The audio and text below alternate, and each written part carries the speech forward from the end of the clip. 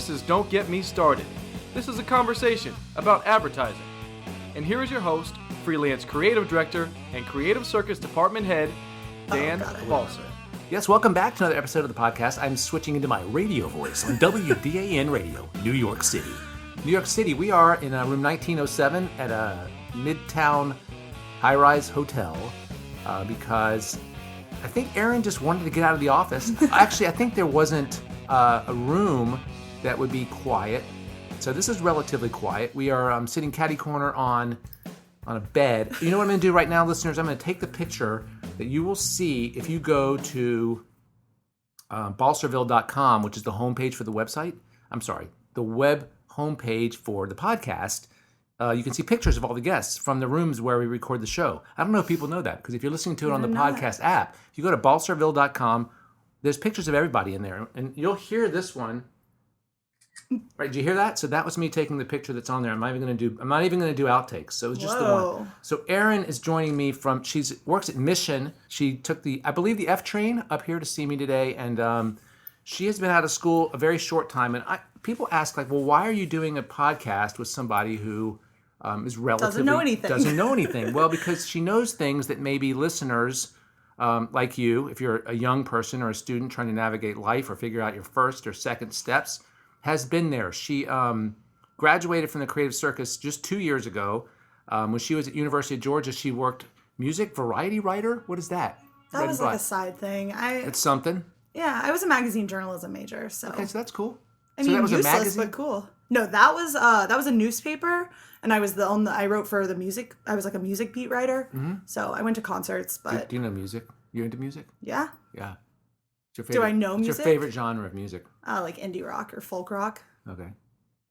So I'm going to see this weekend a guy my age who's in a band called The Remakes. It's an REM cover band. Oh, that's playing at Vinkman's. Lame. No, I've heard they're really good. Just kidding. I'll let you know afterwards if it was lame.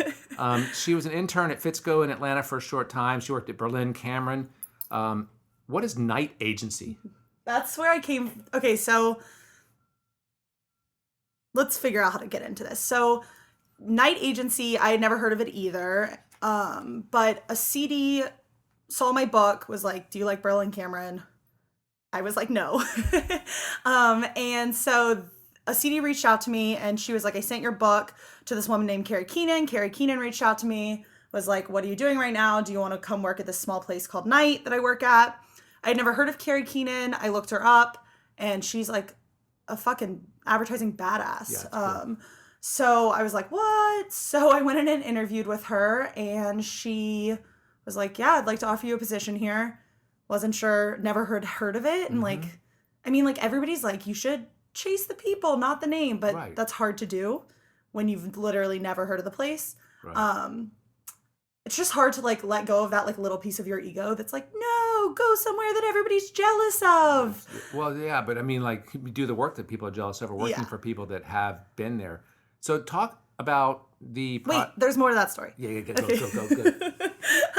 So then we got bought by Mission, or we combined with Mission, and so I just followed her over there. That's how I got to all the places.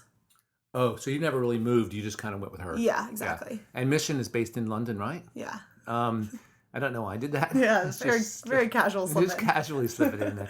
There's a bunch... I can do like 4 different English accents, but I'm not going to do that anymore. It's just embarrassing. So wait a second. I want to talk about, you did not leave Atlanta with a job in New York, right? Did you have a job? No, I left, but I packed up my car with no job. Right. That's what I want to talk about. No, I want to talk about that. I was sending like emails that make me cringe a little. They were emails like, I've packed up my whole car, now give me a job. Like a little cringy, but it was true. And I finally, when I got the job, they were like, can you start in 2 weeks? And I went and started, and yeah, all my stuff was literally packed. I was living at home. When I mentioned that that I was going to be talking to you for this, somebody said that you had turned down jobs in other cities because this is where you wanted to be. Is that right? Yeah. So was that, in retrospect, a good thing, a mistake? What was going through your mind when you were deciding, like, sort of what you wanted to do, where you wanted to do it? Well, I came to visit New York when I was 12, And I was like, immediately, holy shit, this is the place for me. And I wanted to, after college, or I wanted to go to NYU, and my parents were like, keep dreaming. Right. Why? Because of money, and UGA money, is a great money. school, Yeah, and it is, yeah. they were like, okay, you can go to state school for $6,000, or you can go to NYU for like $50,000. Right. I'm like, yeah, a year. And UGA is a really good school. So, and they're a good journalism program. So I went there, and then after UGA, I didn't have any creative experience, but I decided I wanted to be a graphic designer, and I went to the career fair. And I was like, art. I didn't think I wanted to write because I hated writing for the newspaper so much. So I was like, there's no way to make money. Do you think advertising writing is writing? No. This is what I always say is I'm not a writer's writer. I'm a talker's writer. Like I write. That's advertising writing. Yeah. Like I write in jokes that I would say. Mm-hmm. So, and I wanted to go to I wanted to move to New York after college, and everybody was like, you are not going to get a job. Like, you have I had taken one class that we did one project in Photoshop. Probably true. Yeah, it's 100% true. So then I met Dave Hahn at the portfolio, or at the career fair, and I was like, fuck, I'm stuck in Atlanta for another 2 years. Mm-hmm. And so then I just was like, I'm not going to compromise. Mm-hmm. I'm going to New York, and I have no regrets. It's fucking awesome. It lived up to every expectation. What has been, in this short time, what has been the highlights and what have been the frustrations? The highlights have been with job or just New York? Let's do job. Okay. The highlights have been definitely my mentor. Carrie Keenan, the one I was talking about, she changed the game for me. She is this powerful, badass female boss, and like not a lot of my friends have female bosses. And she has kids, and we get out of work at normal hours, and she says like, fuck this, we're not working on the weekend on this. This is not worth it.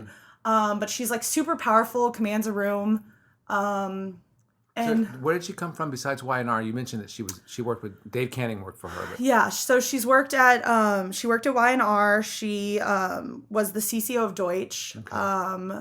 She was working like kind of on smaller. She decided she didn't want to do any big agencies anymore, so she's been just kind of going to smaller agencies. Mm-hmm. She said she wanted to only work in independent agencies. So you told this a minute ago, but how did you find out about her? How did that work?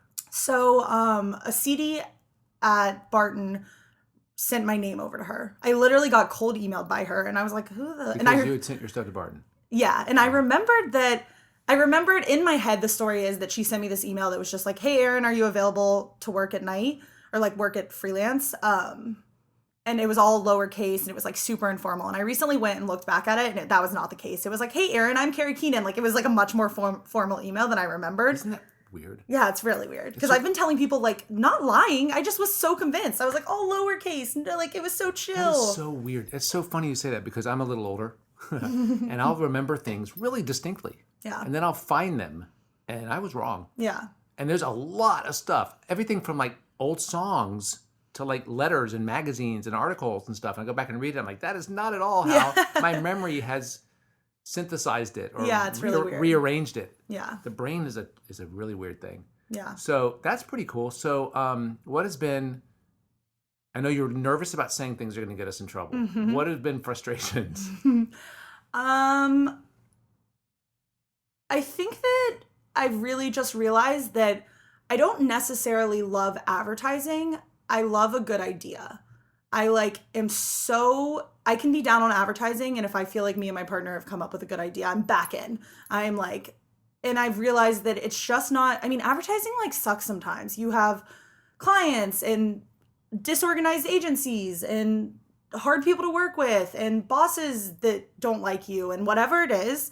It can be really hard, but at the end of the day, I just love an idea, and like a good idea, I get giddy over. I'm like, oh my God. Seems like a good time to be in advertising, since advertising is not really advertising like it used to be. It is sort of more about ideas and making and stuff like that. What were those the big adjustments from school, like having to deal with bosses and clients? And these are sort of universal. I think that any job out of school is going to have those kind of frustrations. Yeah.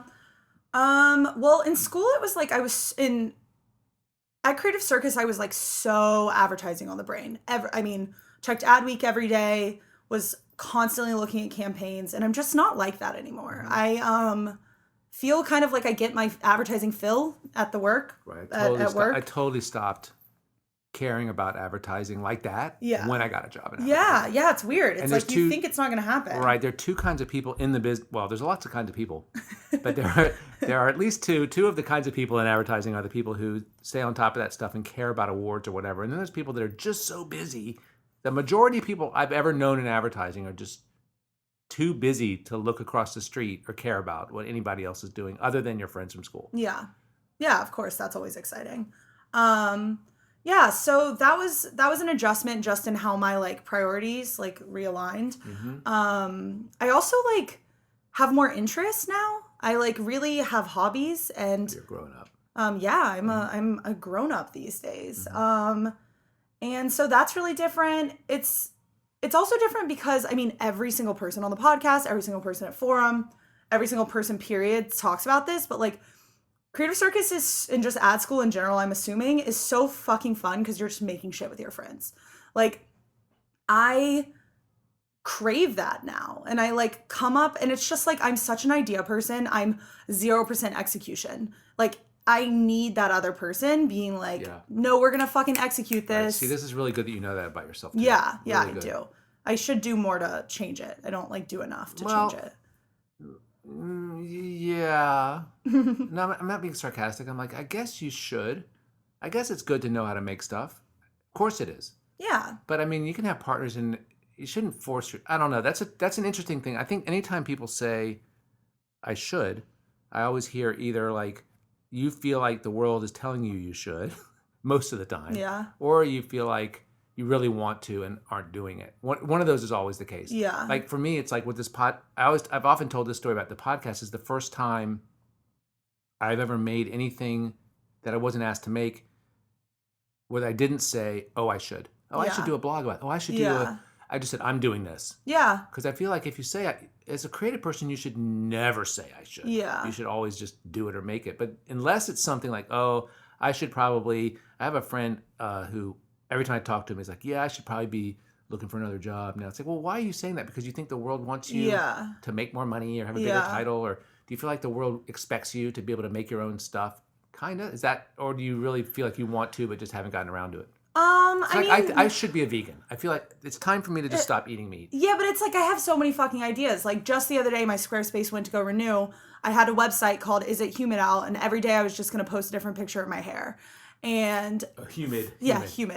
And I did it like 6 days. And I'm still paying for the fucking Squarespace because I'm like, oh, that's a funny idea, like whatever. But it's like but that's great because you should have failures that don't work because otherwise you'll never have something good. Yeah, that's true. I mean, I've had stuff that just withered away that I never finished. Yeah. I have a blog that I don't know the last time I posted it. It's called It's Your Everyday Ad. .tumblr.com and it's a picture of the word everyday misused in advertising or some horrendous misuse of the language. I get really nervous to email you. I check my words. I don't know the last time I posted to that thing though. I check my words before I email you. Right. You should just get rid of the word you in that sentence. I check. Oh, okay. You're a writer, for God's sake. Okay, I check my words like a lot, but I don't care about that in texts.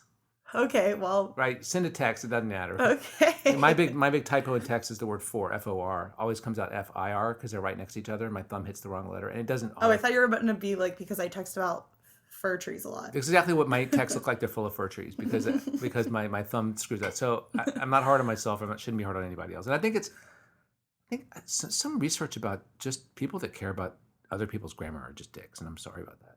I am sorry about that. Okay, that's okay. It's different. You send me an email. Nobody is paying you. I mean, Nobody is paying you for that email. These are ads that people got made money on. I completely am with you. If there's an ad with a misuse of the language, it's like, how dare you do that? I mean, I do check all my emails. Even like today, I was sent out an agency-wide email. I was trying to find a stamp, and I checked one of the words. I was like, I'm not sure, and I checked it because, yeah, it is humiliating to send something. I mean, I check. I'm giving you a hard time, but I check everything. So you're still like jazzed when the idea comes to you. You're still excited about the work. It's like you're not questioning whether you should do advertising. You're just think. You know what I think? I think it's an evolution to where you just want to be making things. Yeah. And it could be underwritten by a client. It could be some other thing. Yeah. Right. Yeah. Okay. That's fair. So talk about the adjustment of coming out of school where you basically had all of these professional marriages and partners that you worked with, and then moving into the real world where you're sometimes assigned a partner. Was that an easy transition? Was there anything about coming out of school that or something else that just like kind of surprised you or took you by surprise? Yeah, the partner thing is a little tough. I mean, both of my partners have been amazing people. Like, I've gotten along so well with them, but both of them have been really design focused. Which in school, I usually worked with concept heavy art directors or concept focused art directors. Big idea stuff. Yeah. So that is actually, it's been a huge adjustment. And I had to kind of teach myself how to do some of this stuff alone, which is frustrating and it makes it a little less fun. But it's been a really useful skill. And I think it's only going to make me a better creative in the future because I can sit down. I used to literally refuse to concept by myself in school. I was like, why would I concept by myself? I can concept with you. Should the school make writers do that? No. You learn it if you need to. Why make school less fun? Like, life is already less fun. To prepare you. Whatever. I just feel like life's already like not fun in a lot of ways. Why take away someone like a little piece of joy? Okay, that's fair. That is really the most fun part about, in a lot of ways, school, and having multiple partners that you kind of tap a different part of your approach or your vision. That's pretty cool. All right, so here's a question that I've asked some people. What did you actually learn at ad school? Like, what did the school experience actually teach you? Wow, so many things. First of all, that I was like capable of working hard. Had you not worked hard prior? Not really. You're just kind of smart and got by. No, I mean, that sounds shitty for me to be like, but yeah, school was not like super challenging. Jen Major talks about this all the time. She talks about like how intelligent people don't have to work hard to get through high school and college for the most part. Yeah. Right. I mean, there were things that were hard. Chemistry fucking killed me. Like, there were totally things that were hard. But yeah, once I got to college and I was just doing like writing classes, that was never like the essays and stuff I can bullshit. And also like they make it easier if you're smarter. I was in the honors program and they were like, great, you don't need tests. And I'm like, great, I'm never going to come to class. Like, it was like very, very strange. But yeah, so right before Creative Circus, I was like, fuck, do I know how to work hard? Like, I didn't know. And did it feel like work? Yeah. Okay. Yeah. Okay. It did feel, there were so many things I didn't want to do. Well, you started off as an art director. Right? I did. Yeah. Okay.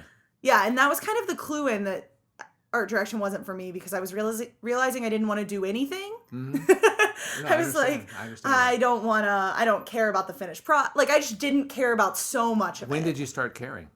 Well, I remember, in one of my classes, I was working with Colleen Coggins, and we were coming up. Yeah, she's a great person. She's one of the funniest people I know. And so we were coming up with concepts, and I was like, "This would be funny if we did this." And she's like, "Great, I'll go write it." And I was like, "I wanna come up with the joke." Yeah, and like I was realizing, I was realizing writers were sending me their stuff. No art directors were being like, hey, look at this thing I designed. And I was like, oh, maybe I should be a writer. And then once I like started saying it, I mean, I had like one night where I was like making pros and cons lists, the whole thing. And then I remember I emailed you and I was just like, hey, I want to talk to you about switching to writing. Yeah, and I was in one of the labs and I was like, press send and was like, phew, like I did it. Like, was I like absolutely? You should do that? No, but you should have been. Ron was like, yeah, you're a writer. I was taking that like design class and I was Ron Moore we're talking about. Yeah. And he was like, oh yeah, I know you're a writer. I was like, great. Would have been nice to tell me before fourth quarter. That's really funny. So when you get a brief or you have work to do, or like right now I know that I've got writing to do, a brochure and some lines, and does that feel like you have work in front of you, or does that feel like, yay, I get to like play in the mud and have fun and actually do I mean, is it exciting to you now? Have you gotten to where it doesn't feel like work? It depends. Mm-hmm. Some things have gotten a lot easier, and it's kind of crazy how quickly they got easier. Like things, writing carousel ads, like when I was first doing that at Berlin Cameron, it's like no matter how much writing practice you have, writing for a client is just different than writing in school. And so it seemed really easy to write carousel ads. I'm like, I got this. You're talking about like Instagram? Yeah, like how you can like swipe through Yeah, them. right. And then when it came to character counts and it was harder than I thought. And like I was feeling really dejected. Like, shit, am I really bad at this? Like, I'm doing 5 options and they're not liking anything for everyone.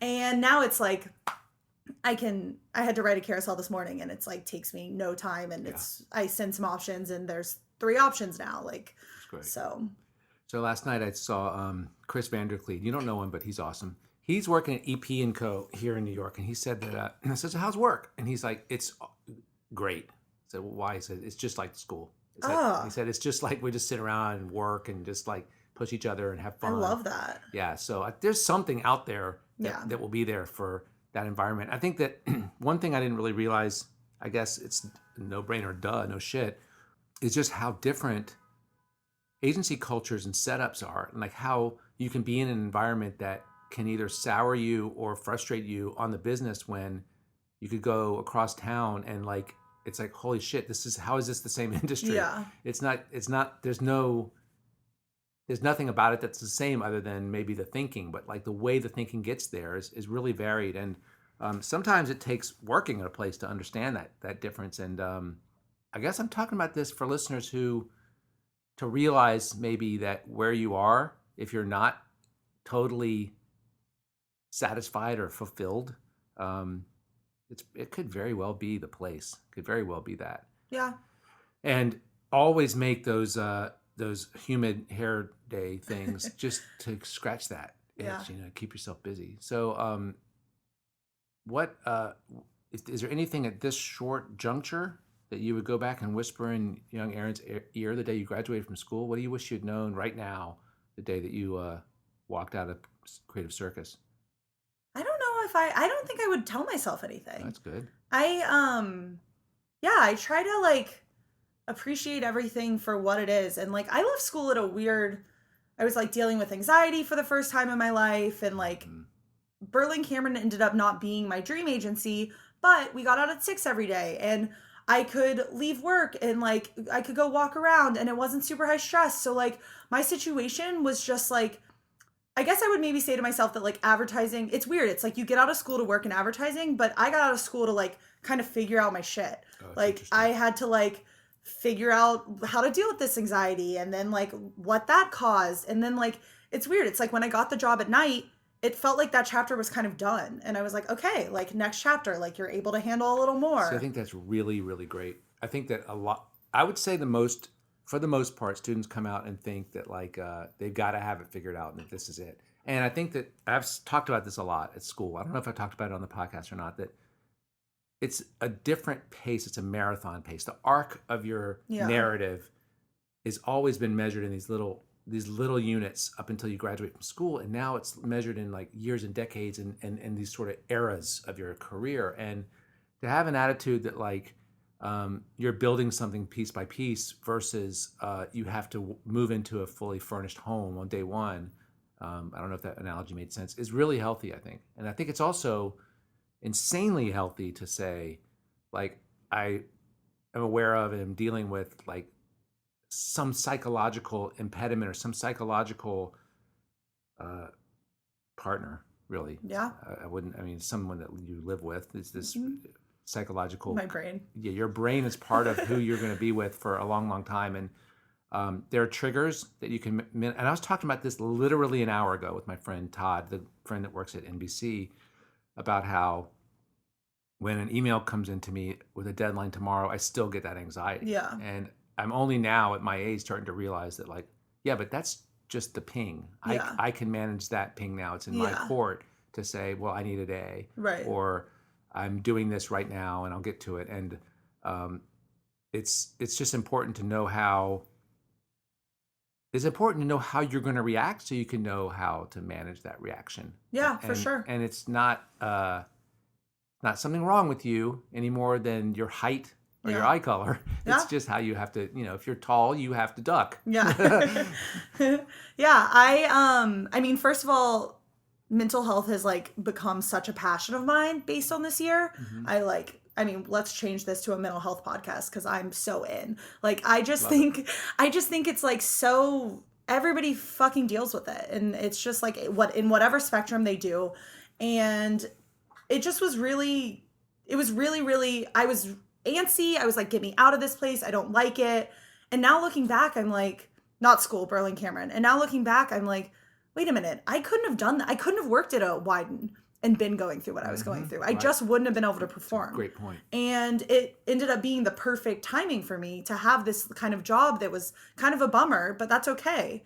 And I think that the marathon thing has been something I've really had to learn, because you get out of school and like, I mean, to nobody's fault, but like you're in school and everybody's like, you're going to work at such an amazing place. You're going to get such a great job. Where do you want to work? Blah, blah, blah. And it's like, that wasn't the reality for me. I feel like I worked really hard in school. I was super proud of my book. And then I had a really hard time finding a job. And I ended up taking a job that everybody told me not to take because it got me to New York. And like I said, I don't regret it, but it definitely was like a bit of a bummer to be like, I mean, it was first day and I was like, oh, I know this probably isn't for me.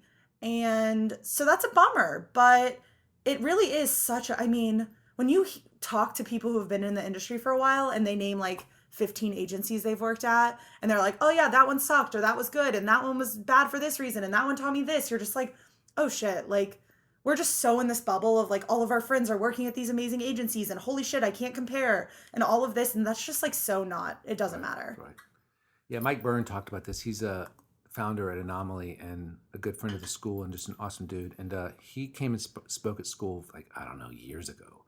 And he said his sort of mantra to the students was that you are the creative force. You take that force where you go. Yeah. And that an agency isn't going to fulfill you, it could enable you, but you can take what you do and you are that thing. And to realize the sort of power and control that you have over it, and that it doesn't all fit.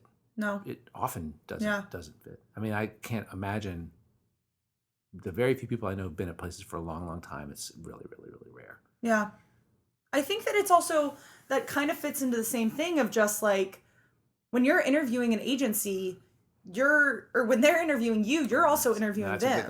That's an accurate slip. Yeah, because I interviewed at places that after I had worked at places I didn't like, I was like, oh, this is the same vibe. Yeah. I don't want this job, even if they offer it to me. Whereas when you're coming out of school, at least for me, it's like, I was so desperate to get to New York. I was living with my mom at home, which she's amazing, but I didn't want to be living with my mom at home. So it was like, when I got the offer at Berlin Cameron, it was like, should I take this? I was really stressed, but ultimately I knew I was going to take it. Which is a fine position to be in for your first job, but I want to avoid that going forward. Right. I saw some article recently. God, I wish I could remember where I saw it, but it was talking about the number one most important trait of successful people. It said, there's this book about 7 traits of successful people, blah, blah. There's number one. There's can I guess it? There is a number one. Sure. Resiliency? Resilience? That's a good one. It's really important. What's that word? Resilience. I think it's synonymous. Resilience and resiliency are synonyms. No. What? Okay. Great I'm one, supposed to guess again? Self-awareness. Oh, okay. Goes right back to your mental health. It's about understanding who you are, understanding how you're wired, understanding which is fucking impossible to understand how you're perceived in a room. Oh. Impossible to know. I mean, it's like I just lay awake thinking that I just made everybody cringe with something I said, and then everybody's like, no, we didn't even notice that. Right, I would say it's right. Very likely you're wrong about that. And asking people those things is kind of terrifying. Who was it? Someone said that. Maybe on a podcast or something. They were like, one of the most useful things that I ever did was asked all my employees like anonymously how I was perceived. Yeah, someone said it. Who was that? It was a female. I think it was a girl. Yeah. Was it on your podcast? I think it may have been a woman guest on my podcast. Yeah. It may have been, Yeah, I'm only the one who's allowed to use the word girl because I'm a I think we woman. I had 4 or 5 women in a row, and they were all like radically differently inspiring to me. And someone did say that, and it's a phenomenal insight. It's a super powerful insight if you're willing to listen. Yeah, it's terrifying. It's sort of like a brand that thinks they are a certain way, and you do research, and it's like, yeah, you may think that's what you are, but that's not what your customer base says about you. That's that always happens. Yeah. They're like, we want to talk to, and I'm like, nobody thinks of you that way. Right. Like, And it's all about, it's your identity and your true identity. And once you understand it, it's amazingly powerful because it takes a tiny adjustment. And the adjustment is simply just being aware of it, that like people think I'm a dick, or people are intimidated by me. That means I need to be aware of that, because that now I'm aware of the filter through which my words hit people's ear hole. Yeah. I mean, it's like, even if you're aware that you're going to react a certain way, it makes you react differently, even if you don't try to change it. Just like being aware makes you change things. Yeah, just in the back of your mind. I'm a big fan of therapy. I think it's really good. Oh yeah, for sure. I'm Amy. Shout out to my girl Amy. Yep. She's amazing. Just Amy. Way to go, Amy. You can look her up on the internet.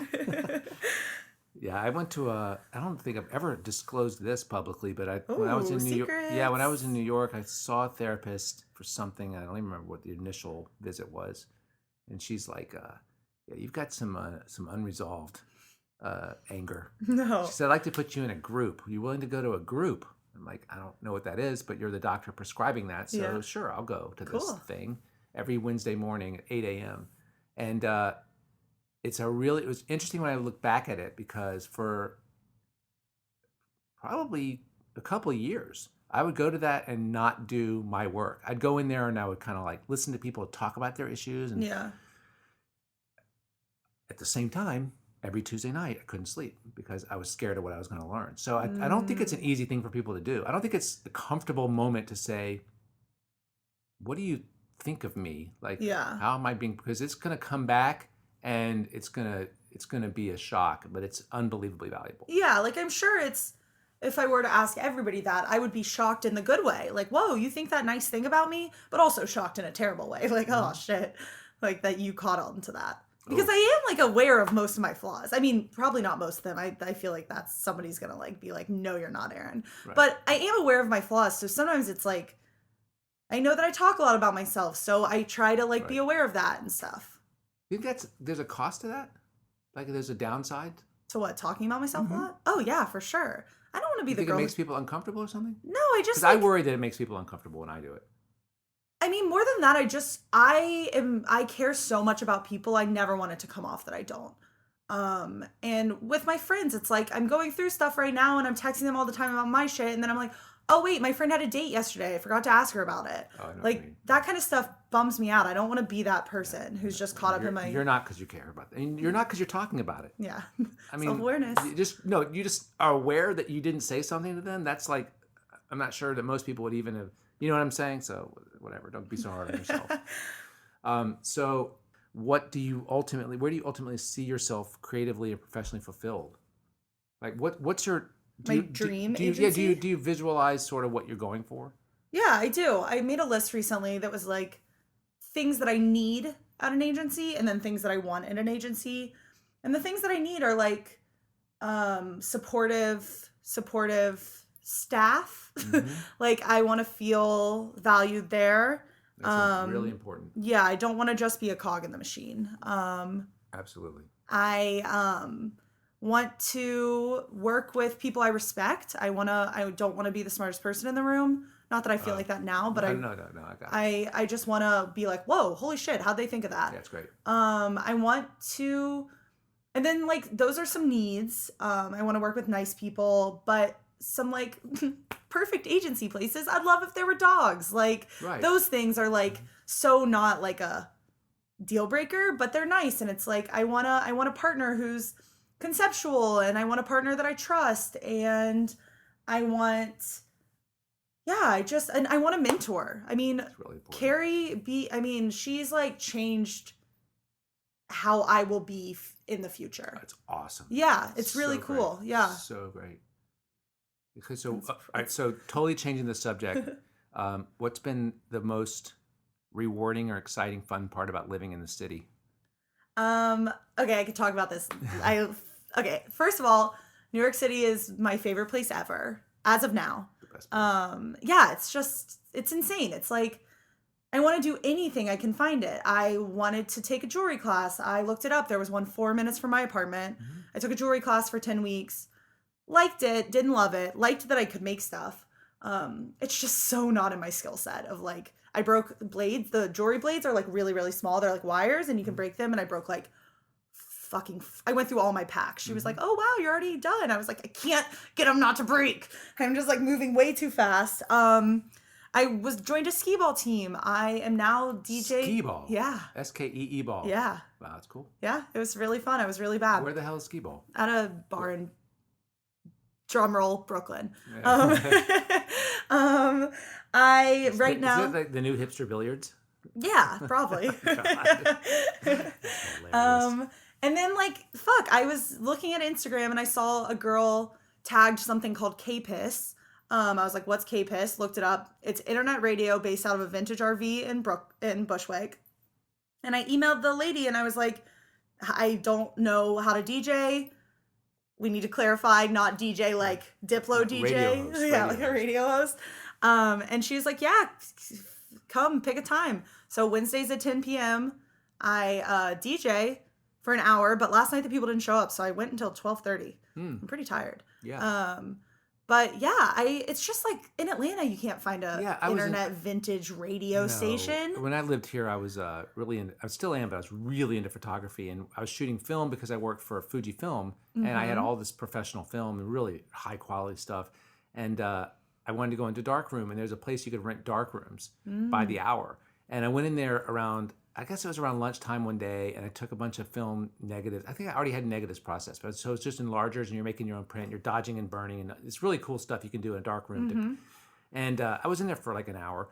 No, I was not in there for like an hour. I left. It was dark outside. It was like 8:30 at night. I'd been in there for like 6 hours. It was amazing. It's like the coolest experience. Yeah. And I don't know. I guess that stuff is in other cities, but you can literally just be walking to work one day and say, wait, what is that place? I mean, that's amazing. It's as my daughter would say, it's literally insane. It's literally insane. I would say that as well.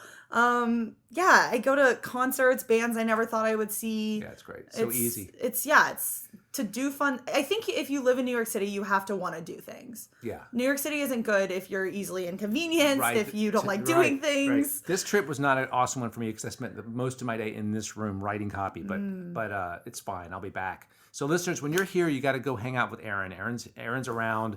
I'm going to give you some contact stuff for Erin. First of all, her website is ErinNicoleMiller.com, and you can reach her on the internet. Email, if you subscribe to an email service or use the free Google Mail service, you can reach her at Erin.Miller215. Is your birthday February 15th? Yeah, it is. My brother's birthday. Oh my God. Erin.Miller215@gmail.com. You can reach me as always at Dan's Podcast at Mac.com.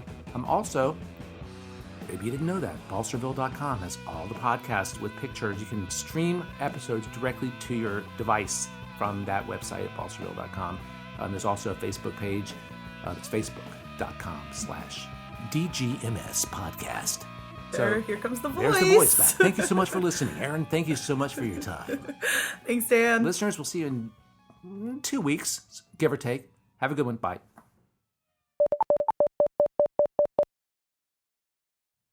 Bye. Should I say bye?